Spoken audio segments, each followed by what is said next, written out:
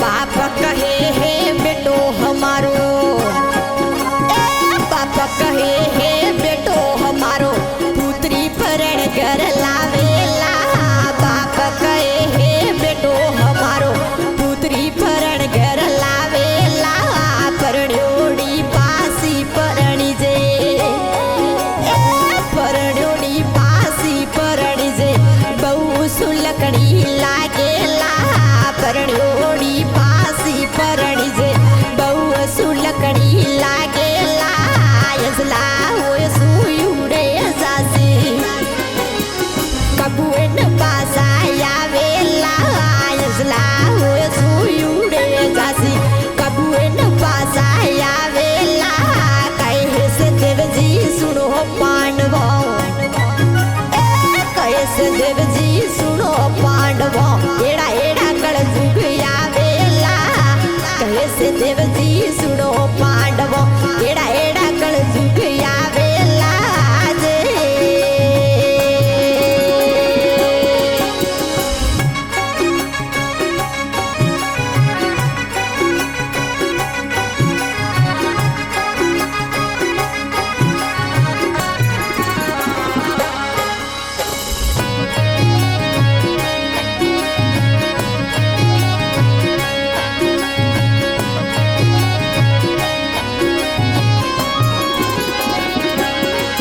हरे बहु सुलखड़ी लाज लूपड़ी, बहु सुलखड़ी लाज लूपड़ी, मन कहे घूंघट काटेला। बहु सुलखड़ी लाज लूपड़ी, मन कहे घूंघट काटेला। घर की लुगाई के नोर नहीं मोने, घर की लुगाई के नोर नहीं मोने, पर घर मोजा मोड़ेला। घर की लुगाई के नोर नहीं मोने, पर घर मोजा मोड़ेला। यसला होय सुयुडे जासी, यमे कबुएन पासा यावेला।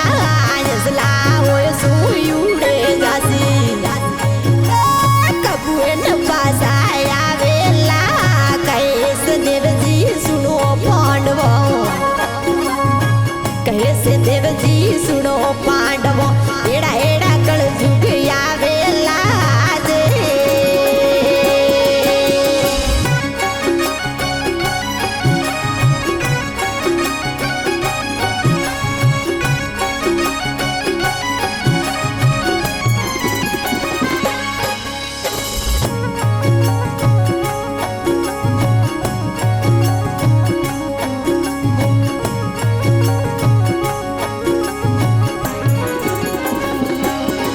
हरे बावड़ पाणिया हाथ पसार्यो, बावड़ पाणिया हाथ पसार्यो, तपसिया हे देसेला।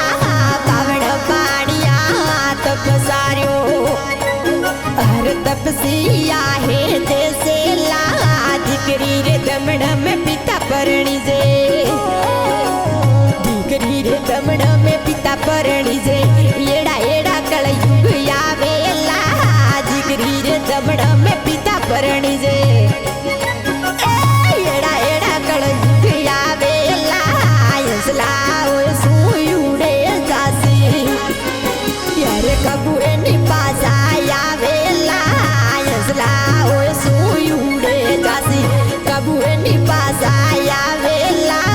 कैसे देवजी सुनो पांडवो,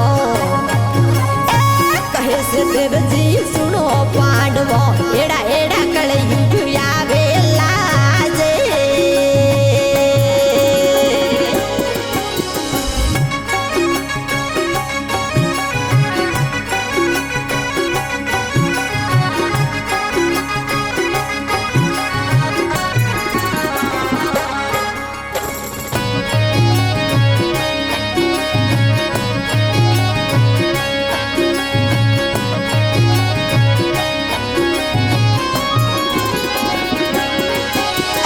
बावण रे घर यजियल तुझे, बावण रे घर यजियल तुझे, धोबी रे घर गावडली। बावण रे घर यजियल तुझे, धोबी रे घर गावडली।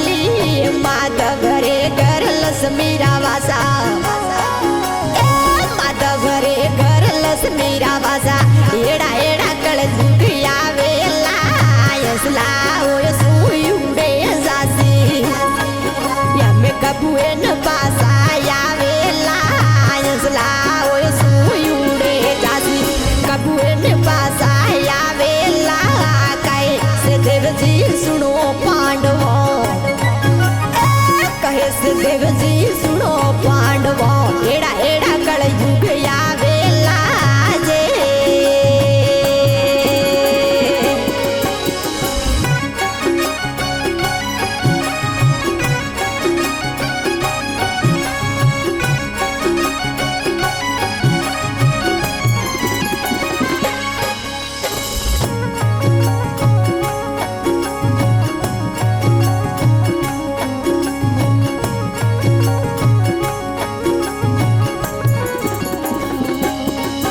हरे पास पांडवे प्रथमी रे होजी पास पांडवे प्रथमी रे होजी हाड हिमालय गाळे ला पास पांडवे प्रथमी रे होजी हरे हाड हिमालय गाळे ला कहे से देवजी सुनो पांडवो अरे एड़ा एड़ा कलयुग आवेला कहे से देवजी सुनो पांडवो एड़ा एड़ा कलयुग आवेला यसला ओय सुयुडे जासी